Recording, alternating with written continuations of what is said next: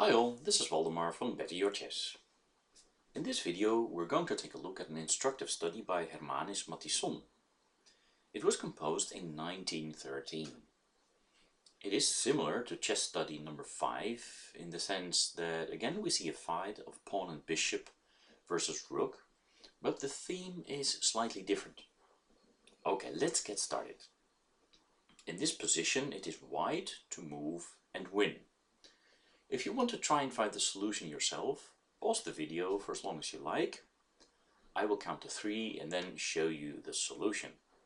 1, 2, 3. Well, in this position everything revolves around white's passed b-pawn. If he can safely promote it, he will win the game. Unfortunately, the black rook is defending the promotion square, ready to sacrifice itself once the pawn promotes.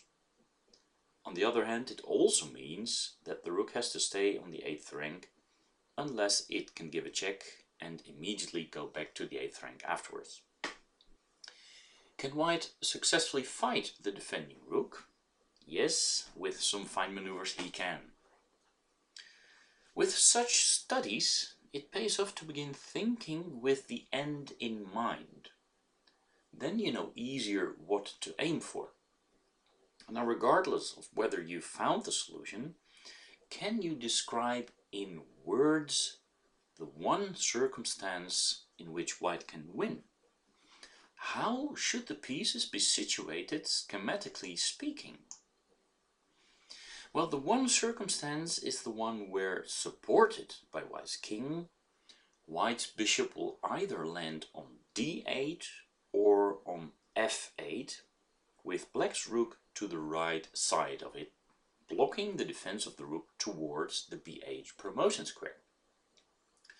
So for instance, the constellation of king d7 and bishop d8, or king f7 and bishop f8 would do the trick. Note that in the first case, with the king on d7 and a bishop on d8, a rook check on the 7th rank, let's say from h7, can be answered by a counter check with bishop e7.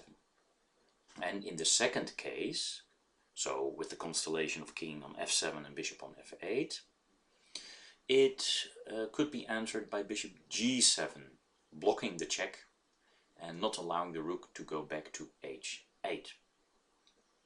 Now, in order to achieve such a position, white must play precisely and forcefully, also because black is threatening to bring in another defender with king b5.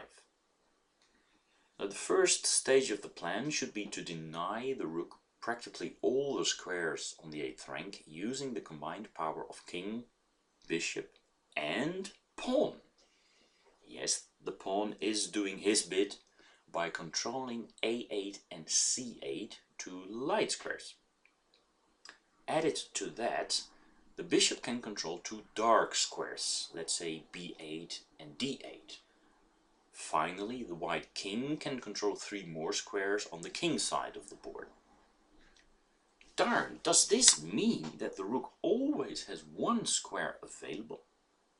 Yes, that is the case, but at that very moment the position of the black king comes in handy, which is situated on a dark square. With a check, and therefore a gain of tempo, white will quickly improve his bishop to cut off the black rook before he knows what hit him.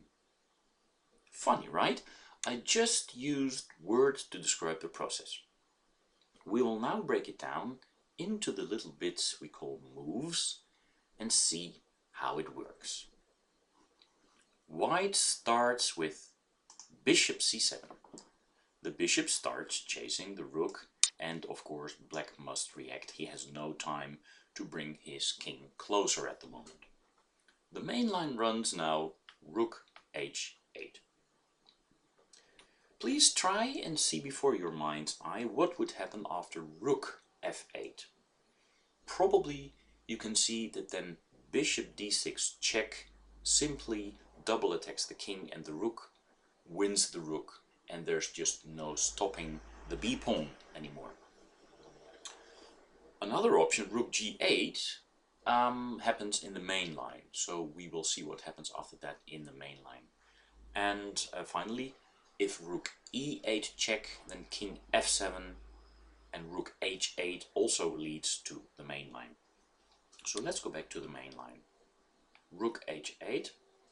And now white plays bishop e5.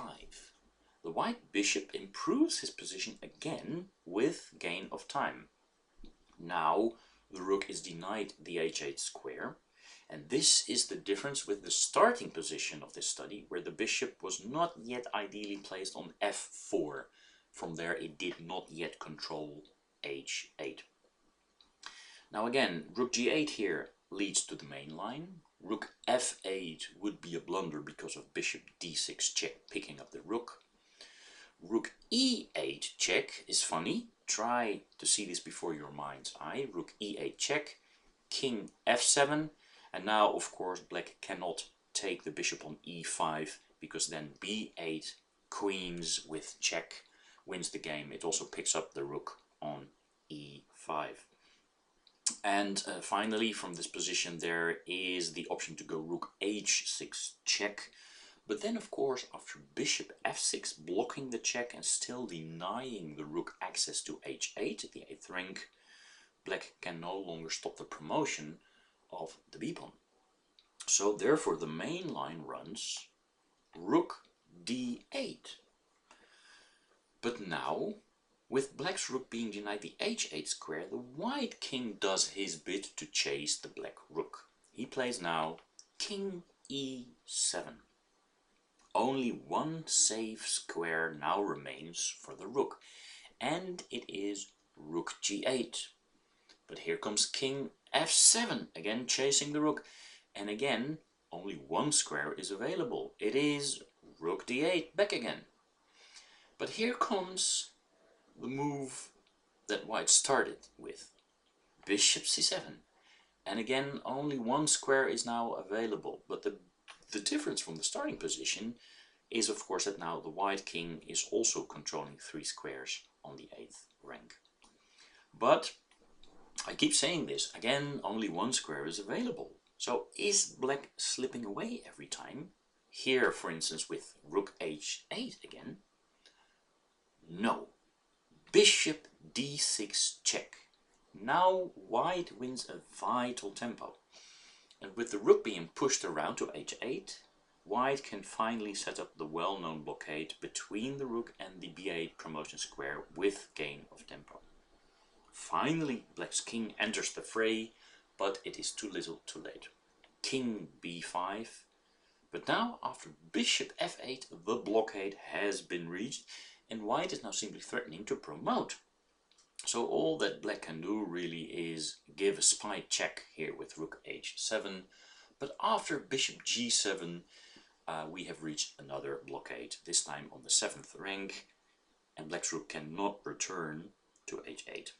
Unfortunately for black, his king is now too late. He can still try king b6, but obviously after b8 queens, white wins. Now, schematic thinking is very typical for endgame play, also when there are a few more pieces on the board. The technique of thinking with the end in mind can be very useful. Try to remember and use that next time you play an endgame.